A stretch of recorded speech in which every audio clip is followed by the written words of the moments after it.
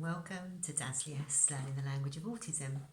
I'm Belle, and this is chapter 2 of Play, Autism and the Senses. So this last week we talked about sound, auditory and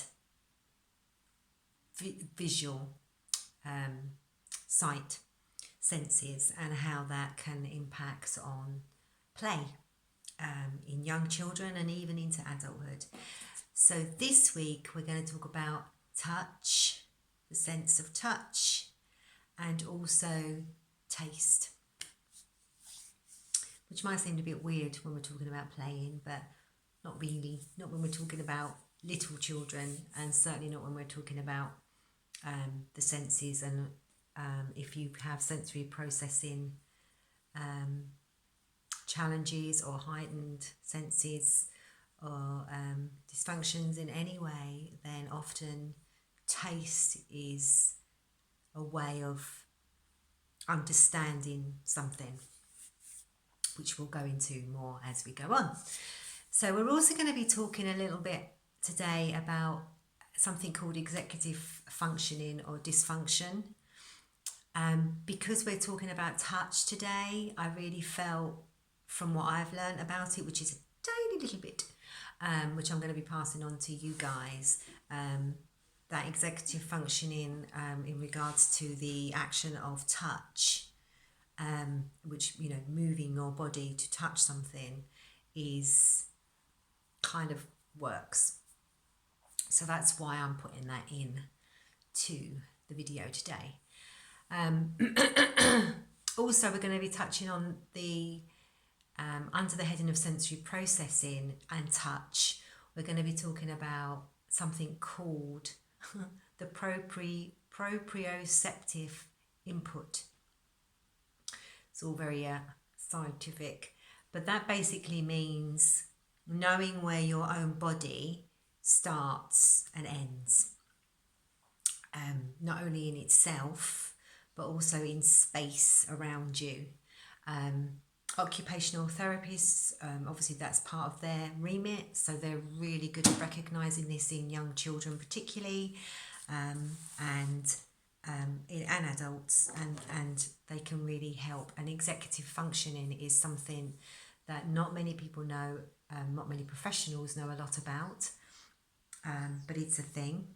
And there's much to research on it, much to be seen about it now, and some really good videos, which I will put links on to, of some autistic people talking about it and explaining it really, really well, and also occupational therapists who are, you know, have set up help groups and whatnot around, you know, they're scattered all over the world, where so many people have been suffering, and they are suffering because they didn't know they had it, or they couldn't explain it.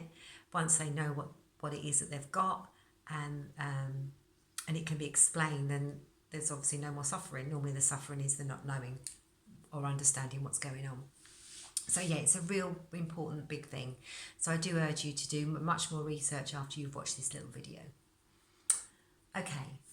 So touch, the sense of touch. So obviously when we're little people, you know, everything is brand new. Every experience is a brand spanking new experience. You know, just to reach out and look at your own fingers is like, whoa, because you've never done it before. You've never experienced it before. So, you know, even that is a purposeful skill to learn. So if you're looking at a little baby and you're just thinking, oh, all they ever do is that, like there's a lot of purpose in that action, and there's a whole lot of stuff from a brain functioning perspective that they are learning about themselves and where they are in space. So particularly with our autistic children, every action, every physical action, and every, you know, action that they do with an object is purposeful. And I hope that these videos will really help you kind of like understand that and get comfortable and groovy with that concept. So touch is touch, you know, to touch a pen. It's also about texture and colour, noise, like if you touch something, what happens. Sometimes that can affect someone's want to touch things if they are particularly, sensitive to sound and whatnot, depending on what that object does.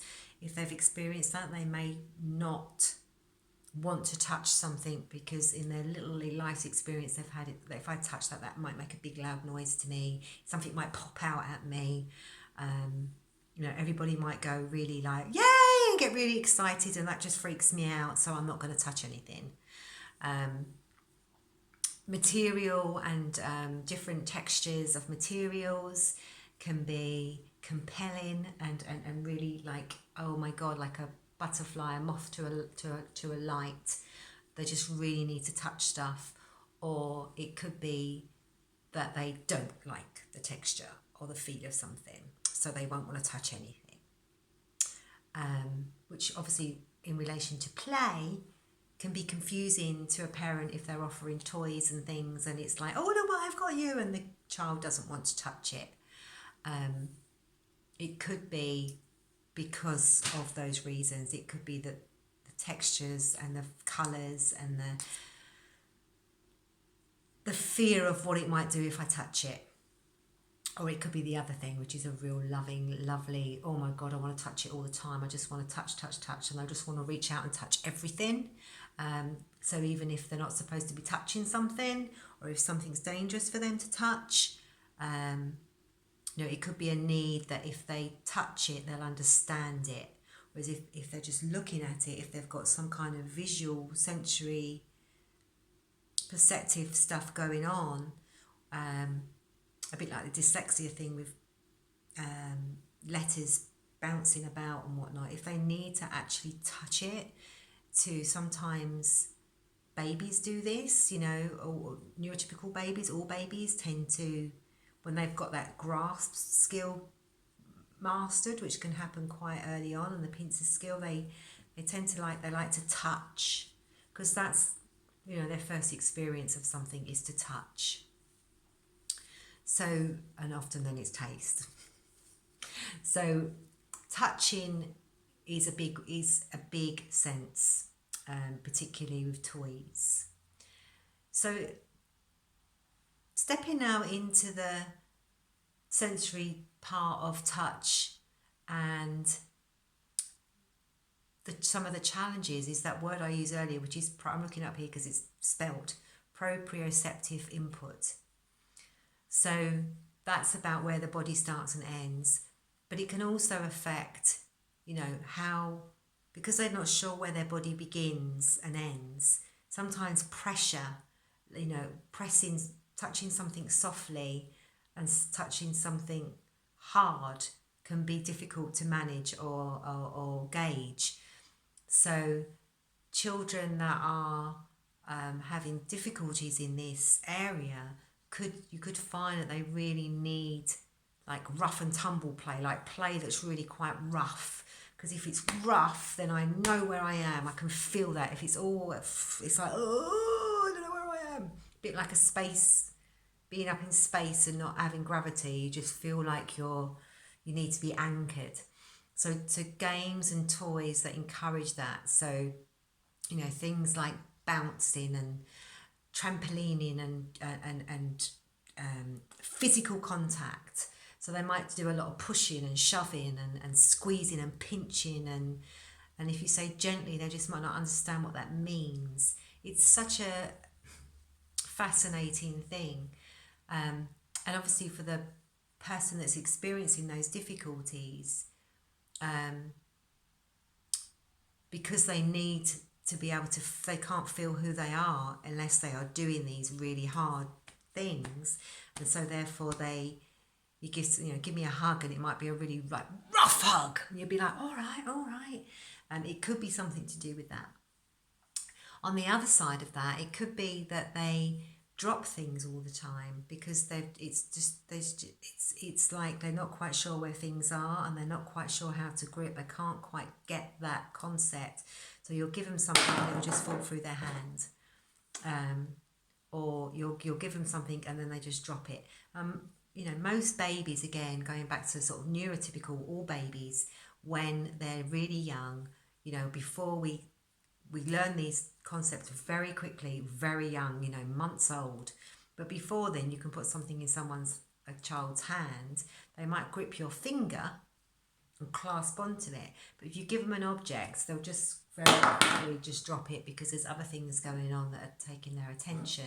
But very quickly they learn to hold on to something, and then they learn to look at it, and then they very quickly realise that they are the ones holding it. They are the ones that can control the hold. They can drop it. They really, you know, release and hold.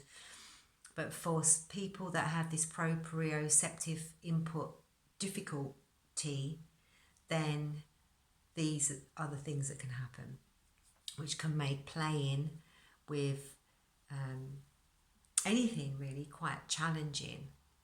And again, you know, it can be frustrating for that child because it isn't often because they don't want to enjoy that or experience it. It's just because they've got these physical and brain functioning difficulties.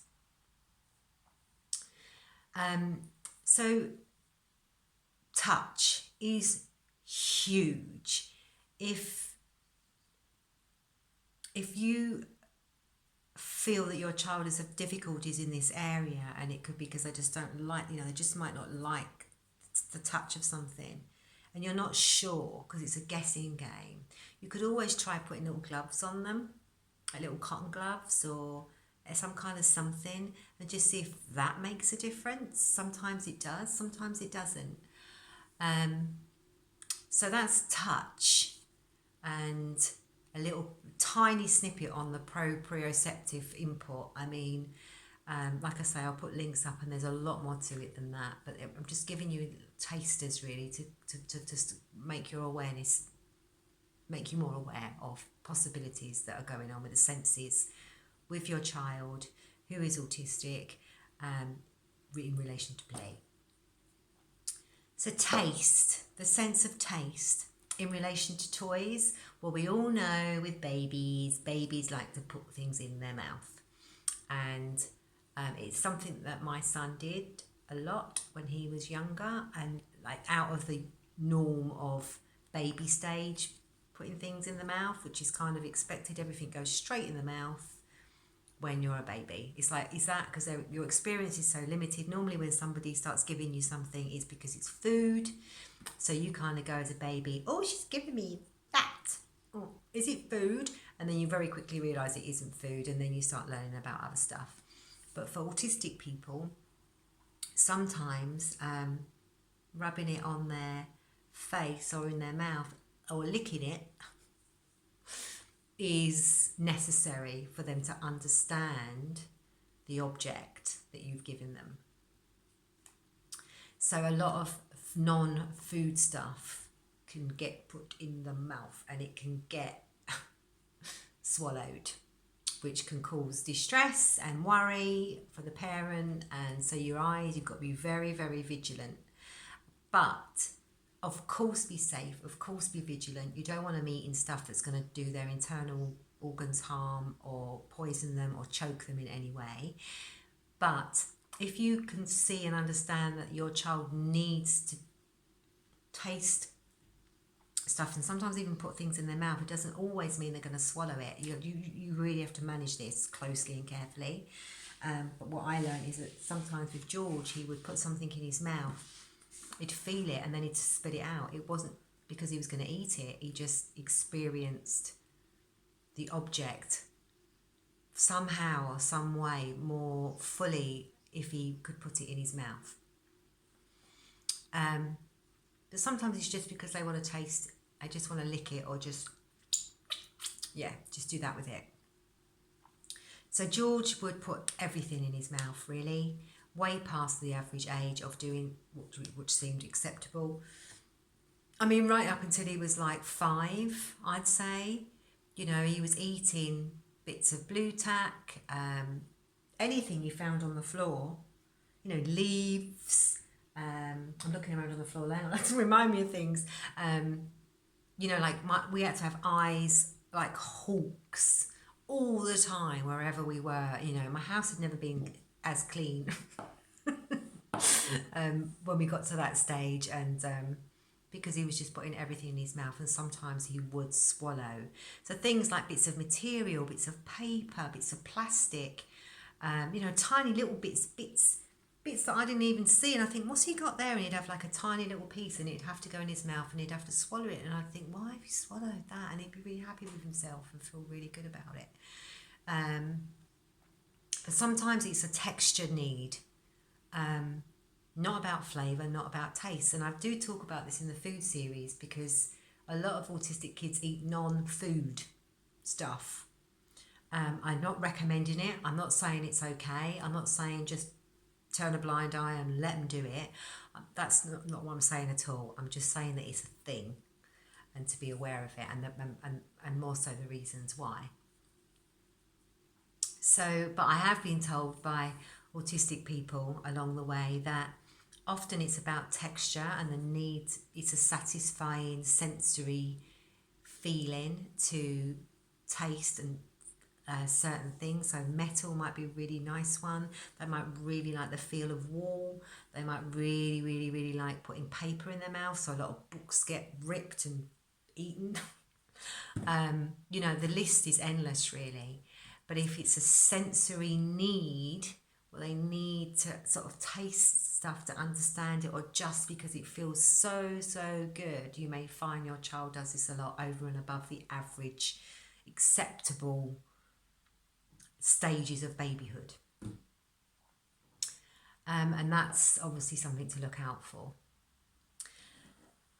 So I think, although I feel like I haven't said that much, I think there's a lot there because it's a mind blower, and there is so much to think about. If you kind of like watch this video again and then again and break it down and just watch it in like 5-minute segments, you'll find there is a lot of information in this video. And breaking the senses down and thinking about the toys that you've got around the house and thinking about your child and what they do with it or don't do with it. I'm hoping that these last 2 videos will give you some kind of idea as to maybe why. It's not an exclusive list. It's not the be all and everything. Certainly hasn't covered everything, but it's covered some. I would say quite a bit. So I hope that just from these 2 videos, you can see that if your child has got sensory processing difficulties, and particularly if it's proprioceptive and it's the other one is vestibular input, which is your physical movement. So the need to sway or rock or spin or jump is kind of like quite a big one for a lot of autistic children and adults, is that, again, to know where they are in the world, but their sense of balance, like their inner balance, isn't great. So to feel balanced, a lot of children will spin, or they just want to keep jumping, and the more they do it, the more they are learning that skill and learning where their centre is. It's really, when you really think about it, if you've never had to think about it before and then suddenly you do, you kind of like go, wow, that's, if you do things naturally and a matter of factly, then you never even have to think about these things. It's not until like maybe we get an ear infection or some kind of inner ear thing and your balance goes to kilter, and then you have to kind of like work on keeping yourself upright, So if you haven't got that, often spinning can create that understanding in your body, and help you kind of like spin into your own stillness almost. It's interesting. So this is all about toys and activities and experiences that we give our children through play.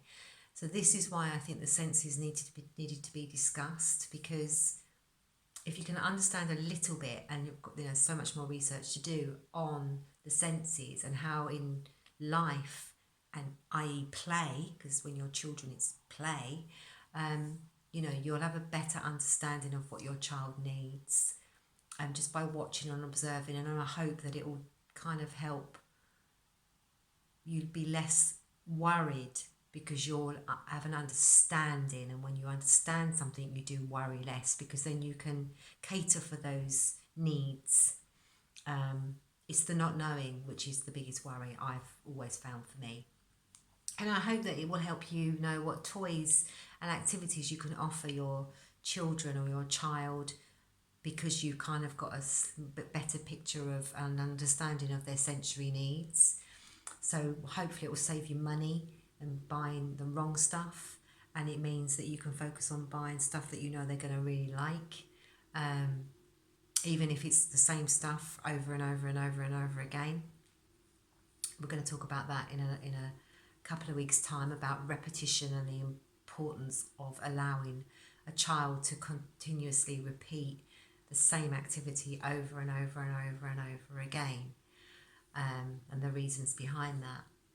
I hope that, you know, by learning about these sensory needs, you'll see that there are hidden skills being learned that the average neurotypical kid doesn't need to spend a lot of time on learning. They just kind of learn it very quickly.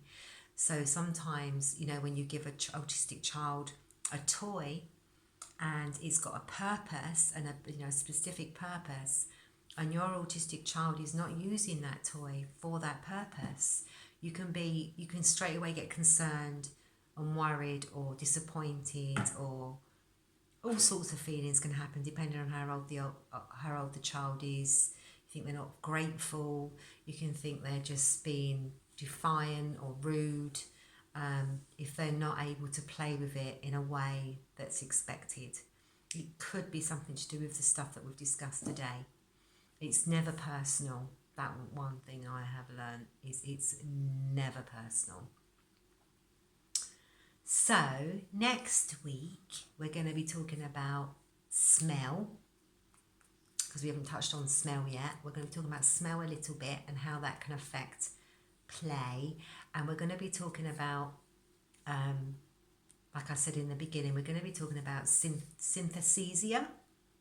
It's a difficult word for me to say because I've got a bit of a lisp. So it's a synesthesia, which is basically, very basically, it's when the senses get a little bit mixed up.